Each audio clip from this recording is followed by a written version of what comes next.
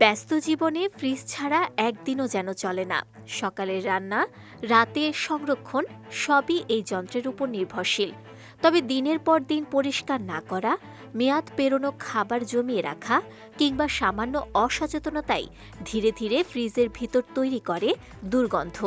চলুন দর্শক জেনে নেই ফ্রিজে কেন দুর্গন্ধ হয় এবং কিভাবে ঘরোয়া উপায়ে তা দূর করা যায়। খাবার সংরক্ষণের সময় পাত্রে ঠিকভাবে ঢাকনা না দিলে গন্ধ পুরো ফ্রিজে ছড়িয়ে পড়ে। বিশেষ করে পেঁয়াজ, রসুন বা পনিরের মতো খাবার এক্ষেত্রে সমস্যার সৃষ্টি করে। আবার অনেক সময় ফ্রিজের দরজা ঠিকমতো বন্ধ না হলে ভেতরের তাপমাত্রা নষ্ট হয় এবং খাবার দ্রুত নষ্ট হতে শুরু করে।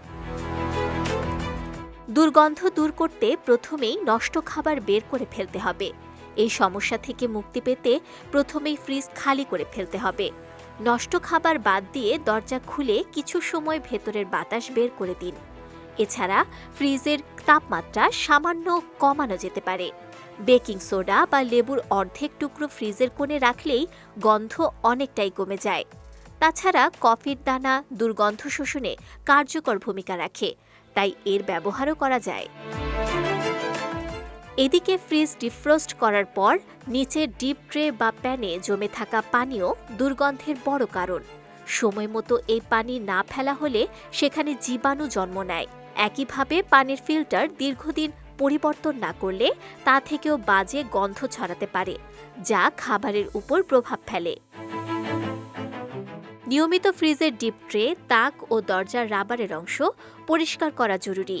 এক্ষেত্রে হালকা গরম পানি ও পরিষ্কার কাপড় ব্যবহার করলে অধিকাংশ ময়লা ও দুর্গন্ধ দূর হয়ে যায়। সঠিক ব্যবহার ও নিয়মিত পরিষ্কারই ফ্রিজকে রাখবে দুর্গন্ধমুক্ত। একটু যত্নই পারে খাবারকে নিরাপদ এবং ঘরের পরিবেশ পরিচ্ছন্ন ও স্বস্তিদায়ক রাখতে।